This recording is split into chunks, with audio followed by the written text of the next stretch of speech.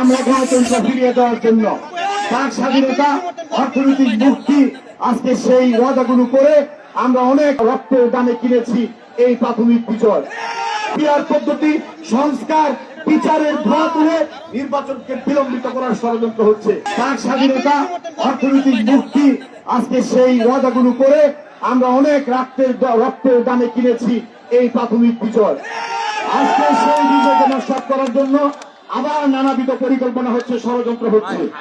তাই প্রিয় নেতৃবৃন্দ, আমরা বিএনপির ভারপ্রাপ্ত চেয়ারম্যানের নেতৃত্বে সারা দেশের আপামর জনসাধারণ, রাজনৈতিক শক্তি, আমরা যে প্রাথমিক বিজয় অর্জন করেছি, ইতিমধ্যে নির্বাচনের প্রাথমিক রুটম্যাপ ঘোষণা হয়েছে।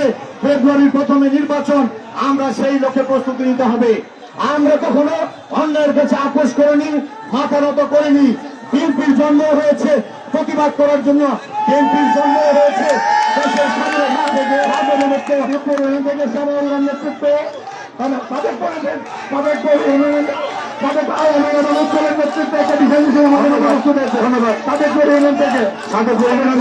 ধন্যবাদ। মিছিলটা বন্ধ করি। তাই স্বাধীনতা যুদ্ধ থেকে শুরু করে আজ পর্যন্ত যতবার বাংলাদেশের মানচিত্র, ভূখণ্ড, অখণ্ডতা, গণতন্ত্র, সার্বভৌমত্ব নিয়ে আন্দোলন সংগ্রামে ছাত্র সমাজ সহ রাজনৈতিক শক্তি সর্বোচ্চ, বিশেষ করে জাতীয়তাবাদী দলের নেতৃত্ব, যখন যে নেতৃত্ব ছিল সেখানে অগ্রণী ভূমিকা পালন করেছে।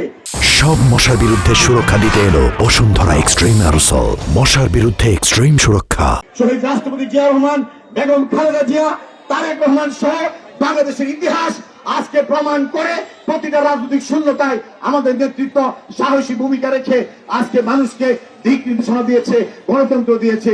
এই 24-এর অভ্যুত্থানের এই প্রাথমিক বিজয়ের লগ্নে আমি বিএনপির ভারপ্রাপ্ত চেয়ারম্যান জনাব তারেক রহমানকে গণপ্রশাসনের পক্ষ থেকে অভিনন্দন জানাই, ধন্যবাদ জানাই। হাজার হাজার বার দূর থেকে নেতৃত্ব দিয়ে এদেশের মানুষকে আবার একটি ভোট এবং গণতন্ত্র ফিরিয়ে দেওয়ার প্রাথমিক বিজয় আমরা অর্জন করতে পেরেছি। আজকে পিআর পদ্ধতি, সংস্কার, বিচারের ধোঁয়া তুলে নির্বাচনকে বিলম্বিত করার ষড়যন্ত্র হচ্ছে। আজকে বলা হচ্ছে নতুন করে গণপরিষদ নির্বাচন হবে জাতীয় নির্বাচনের আগে, বলা হচ্ছে স্থানীয় নির্বাচন হবে জাতীয় নির্বাচনের আগে, বলা হচ্ছে সংবিধান ছুঁড়ে ফেলতে হবে, নতুন করে লিখতে হবে। আমরা 71-কে ভুলে যেতে পারি না। 30 লক্ষ শহীদের বিনিময়ে, 2 লক্ষ মা বোনের ইজ্জতের বিনিময়ে শহীদ রাষ্ট্রপতি জিয়া রহমান স্বাধীনতার ঘোষণার মাধ্যমে আজকে সে অর্জিত স্বাধীনতা, এত রক্ত, এত আত্মাহুতি আমরা কোন ষড়যন্ত্রের মাধ্যমে এই ইতিহাস থেকে বাংলাদেশের গণতন্ত্র হয়েছে আমরা হতে দেব না।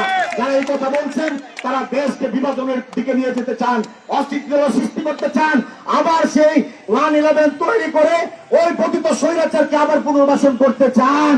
তাই ভৈরবের এই স্বেচ্ছাসেবক দল অতীতে আন্দোলন সংগ্রামে রাজপথে সাহসী ভূমিকা রেখেছে। আগামী দিনেও নির্বাচন, গণতন্ত্র, অক্ষুণ্ণতা রক্ষার জন্য আমরা কি স্বেচ্ছাসেবক দল রাজপথের প্রহরের মতো থাকবো না?